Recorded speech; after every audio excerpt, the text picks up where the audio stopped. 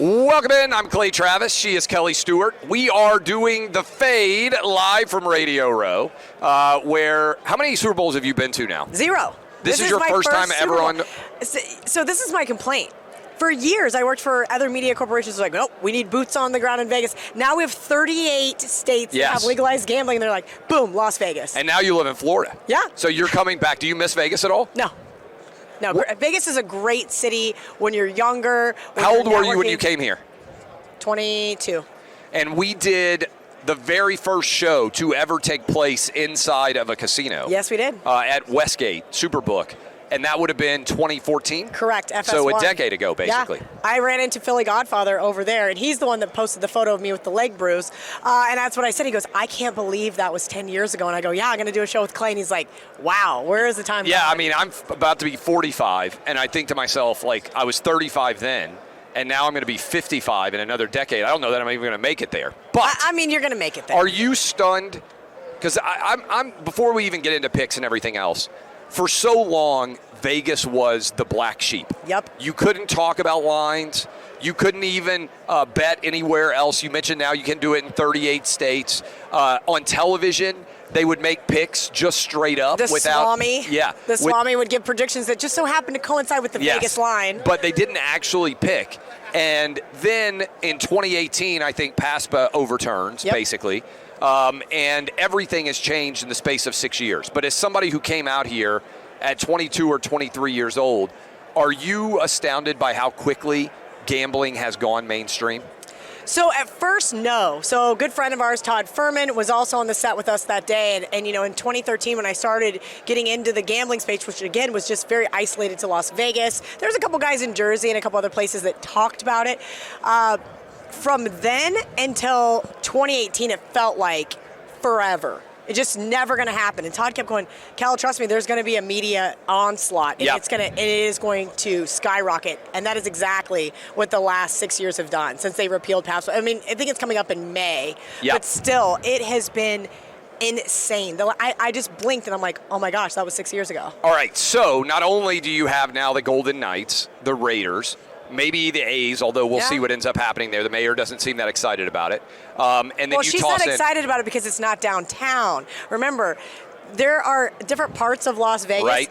Las Vegas is actually small for the city. So she wanted it to be downtown. That's why I think she's not very happy about it. May have an NBA team in the near future. Basically, everybody wants to be here. And the world is here now for the Super Bowl this week. So I'm going to get it out right off the top. I like the 49ers. I like the 49ers minus the points, and I'll give you a quick spiel on why. I love the offensive playmaking talent. Christian McCaffrey, Debo, Ayuk, Kittle. Arguably, those are the four best offensive playmakers on either team, right? You can toss in Kelsey versus Kittle probably and make an argument. Fair. And honestly, it wouldn't have been much of an argument until Kelsey has turned it on the past couple of playoff games. He was awful for the second half of the season. So that's that side. I think both defenses will play well. It's a rematch of 4 years ago. I think the 49ers will put decent pressure on Patrick Mahomes. I'm not convinced that it's going to be an explosive shootout-style game. My prediction is 49ers 24-21. All right, what say you? By the way, I'm not a bragger, not the kind of person to draw attention to myself, as everybody knows. I got the AFC and the NFC championship game both right. You got them both wrong. I did. So I've been bad, but I'm on a good run right now. Oh, this is, I've done, 8 or 9 shows today. Are you now to the point where you've lost faith, so you're just taking both sides, so you'll be right half the time? No, not at all. It's funny that you say people that. used to do that before it was easy to track down. Like, guys would go on those all boiler over room the calls, yes. 1-800 numbers, they gave out both sides. Yes. Of course they did. Yes. It's funny how that's where we really came from, was the 90s. I remember being a kid and seeing those commercials on TV, the guys screaming, get 50-unit locks. I remember when I did local sports talk radio, there was a guy who advertised, and he said, I feel that you can move on this game as if it was already played. Like, that was his thing. Stone Cold Locks, if I remember his name. That's and they hilarious. would run those ads all the time. But I remember that phrase, you can move on this game as if it's already been played. But yes, so sorry to cut you off, but are you confident really strongly one way or the other? Because our buddy Todd Furman, oftentimes the bigger the game, the less he wants to actually take a side. Same. Yeah, because it's a picked over game, right? Yeah, but I'm still going to take a side and a bunch of prop Yes. bets. So where do I start? First and foremost, you were correct on both games. I would like to see that Chiefs-Ravens game played for a second time. Every once in a while, I'd like to see how maybe if they just ran the football. It did not seem to be an ideal game plan. It was not. And I hope the Niners have a better one. But what I was going to say was all these radio spots that I did, they said, oh, God, you know how? And I go, this was the worst NFL season that since I started keeping track. For me. Yeah. Since I started keeping track, this NFL season. What do you attribute that to? You know, I don't know. I think a lot of times I've seen with older guys that I've respected for a long time, they don't keep up with the market or the trends, or they're kind of stuck in their old ways. So maybe it's not adapting enough. Maybe it was just a public year. Those things do happen. I tend to be a little contrarian. Yep. And I tend to really stick with, hey, listen, the NFL markets are the tightest. So there's going to be the math guys that say, well, there's an analytical advantage here. Well, most often there's not. Right? Most often there's not much of an edge in the tightest, most regulated sport. And so I got away from, I used to only bet my best bets in the NFL. And I started betting more games because my best bets were not cashing. I mean, there was a year I had them, they were 12-5. There was a year that they were like 13-5 when it went to 18 weeks. And I was just, that one bet a week was good enough. So then I started playing my second and third. And some weeks those weren't good enough either, Clay. Right. So I kind of went off the rails a little bit in theory, and that was clearly a mistake in hindsight. I also think that right now we're in an offensive mindset, right, from the Chiefs, Patrick Mahomes over the last few years, right? A lot of people are wanting to bet on offenses, where traditionally I was wanting to bet on good defenses. And there were hot teams like the Lions 2 years ago. Well, they were red hot again this year. It's not like I was looking for spots to bet against them because they were so hot, but I felt like there was inflated numbers in the marketplace, and I thought that I had a perceived value. And so that would be the first thing. The other thing is, I think the eye test came into more play this year than it ever has. There used to be guys that, 10, 15 years ago tell me, I never watched an NFL game. I never watched a college football game. The lines are the lines. I bet it purely based on my numbers versus Vegas. Yes. Don't need to watch it. Which is like the Billy Bean style. It's actually sometimes you screw yourself up by getting your emotions involved or your analytics, which don't actually reflect the game. And that's a fair point. I think this year, the teams that were passing the eye test, and they were consistently beating up the sharp guys in the market. Most notably, the Philadelphia Eagles. Yeah. 7 of my losses this year came betting against. You just kept taking them. Because I said, this team is not that good. Yep. I had their season win total under. I had the Bucks versus them. I think that was week 3 or 4 in Tampa. I had the Bills versus them. The Bills had a huge. You hit on it in the playoffs still. I did, but it was so frustrating because I'm like, this team is not that good. Right.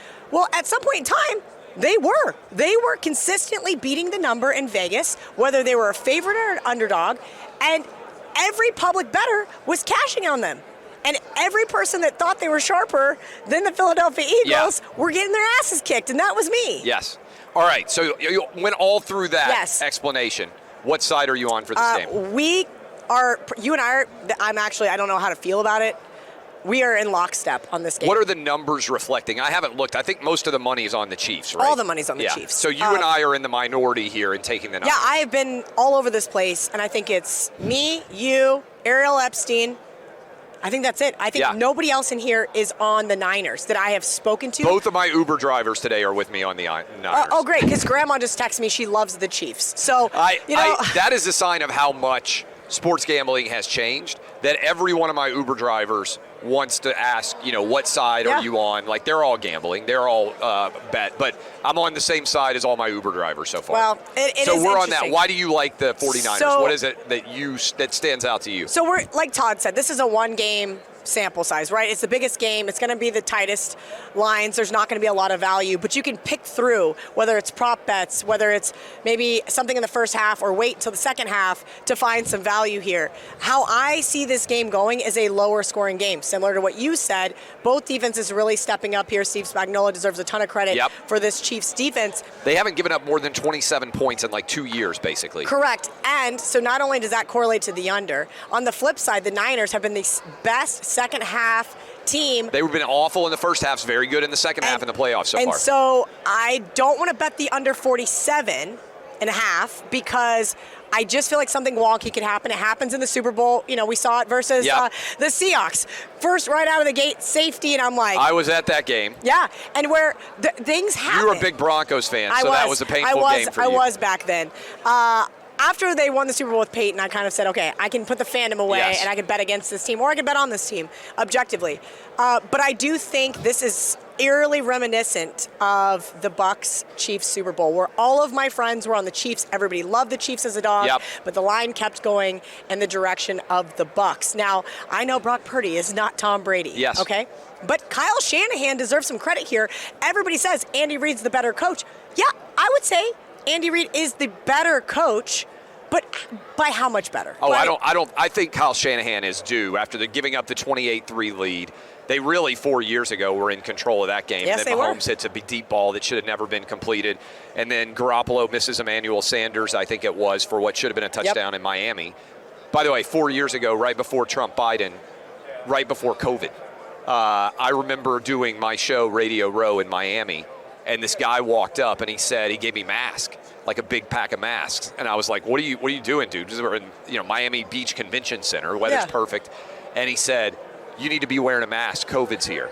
And I remember thinking that guy was the biggest loser. He may still be a big loser. But that was the first time anybody ever mentioned the idea of wearing a mask. Safety first, Clay. Yeah. Got it. I think I got COVID at the Miami Beach Super Bowl. I'm sure you got something. Yeah. I mean, listen, we all came back sick. Everybody's gonna be miserable after this, and part of it has to do with the way that you treat your body. Yeah. Nobody gets any sleep for these things. You eat like crap. I've had a bag of chips and a coffee today. You're indoors where everybody's like sneezing on each other. Of course. So yes. I do. Every year I would leave the Super Bowl and I would be sick. Every year.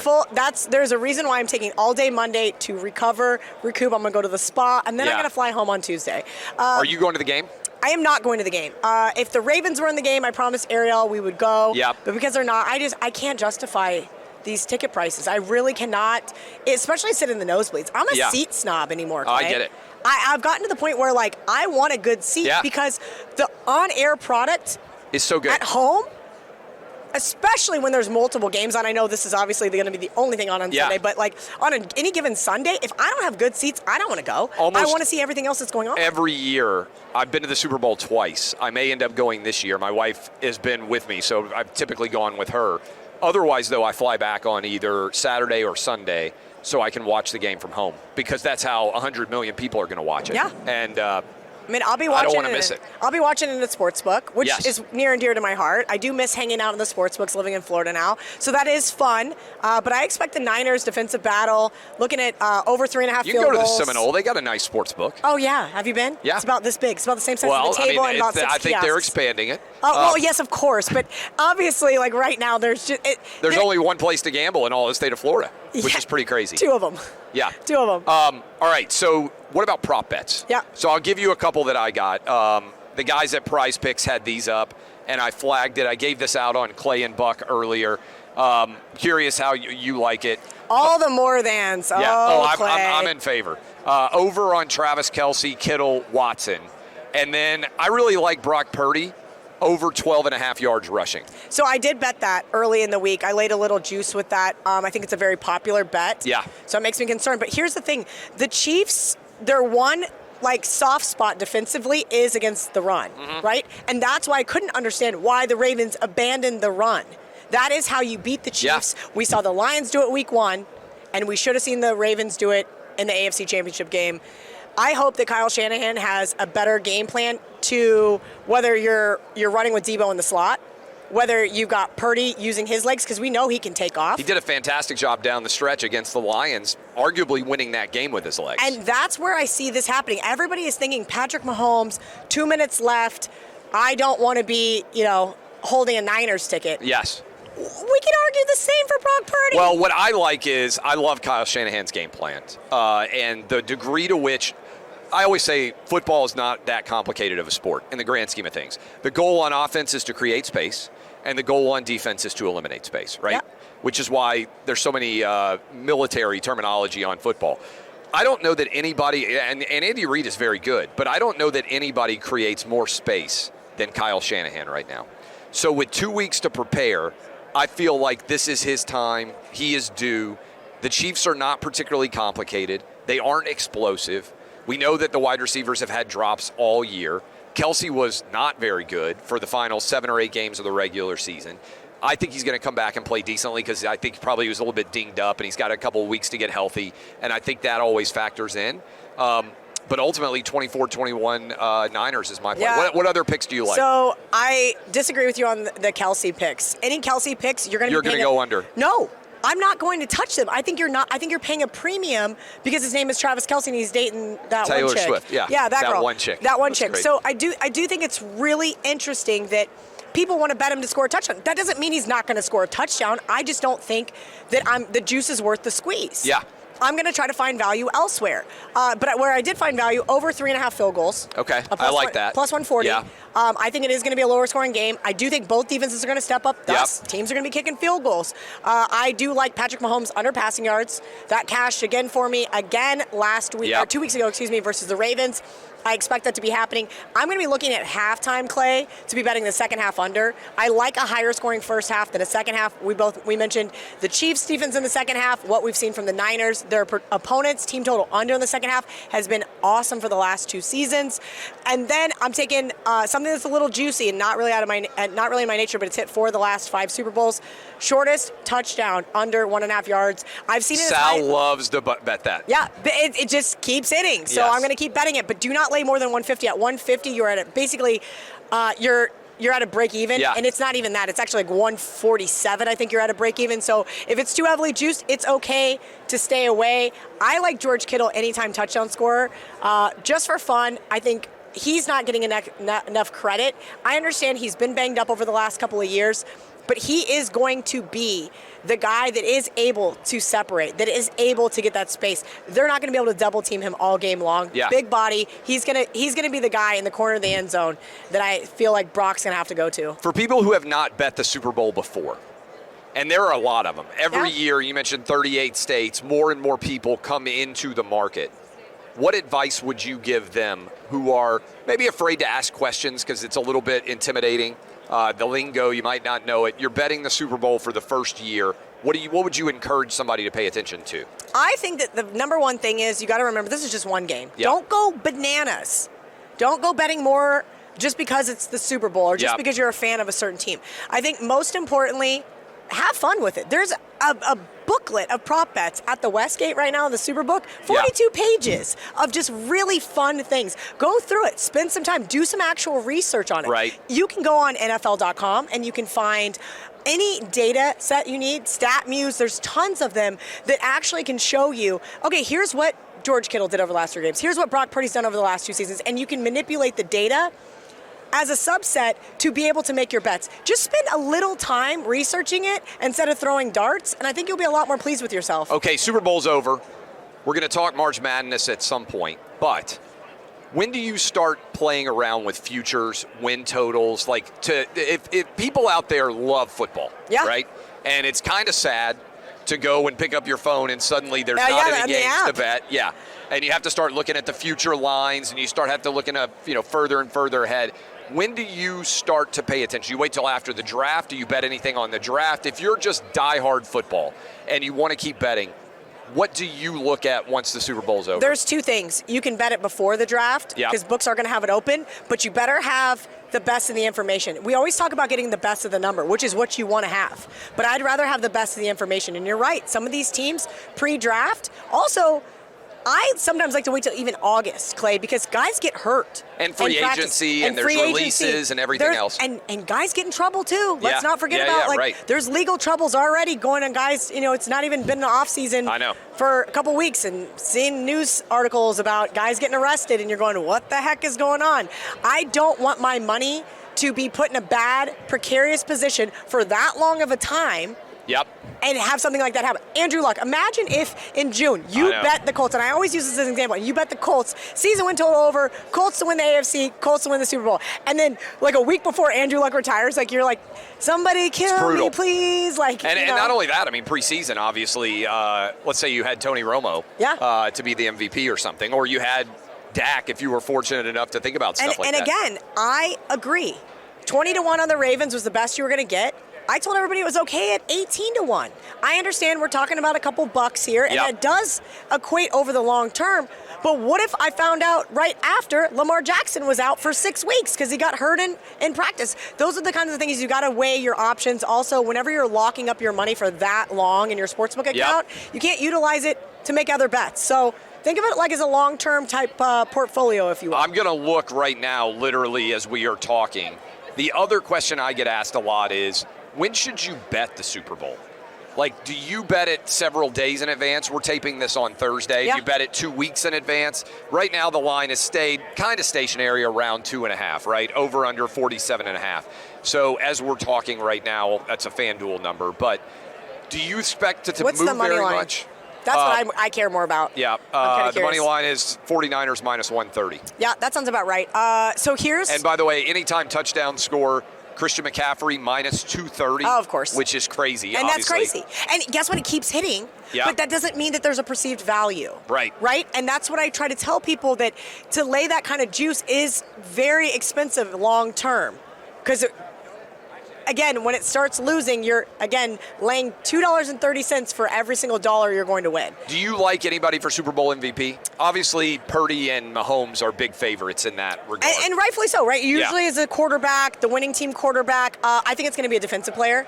I know I like the Niners. I looked at Chris Jones on the Chiefs side of the ball. I looked at Nick Bosa on the Niners side of the ball. Warner was an interesting one. So I'm going to do a little bit more research in that, but I don't think it's any fun betting a quarterback. I know a lot of people think it's going to be Travis Kelce, but he better have like 9 catches and 2 touchdowns. And maybe another lateral, super play. Something crazy. That doesn't involve the quarterback. Exactly. And Patrick better have an off game, and the Chiefs better win. By the way, Nick Bosa, 80-1. Yeah. Chris Jones, 110-1. Yeah. And Fred Warner, 140-1. Wow. So the point on that, tremendous value if you were to hit on a defensive player. So I did with Von Miller. I hit that one too on back the in the day. Broncos Super Bowl, and that was because that was 23-1, if I remember correctly, something like that. I got 50-1. Oh well, you got a better number than me. But I also was a big Von Miller fan, so that was built into it. But I also was like, okay, how do we see this game playing out? I mean, Cam Newton was never the same after that. Like he literally ruined him. What did he have? 3 sacks and a fumble. Didn't get on the ball, made the business decision. Him and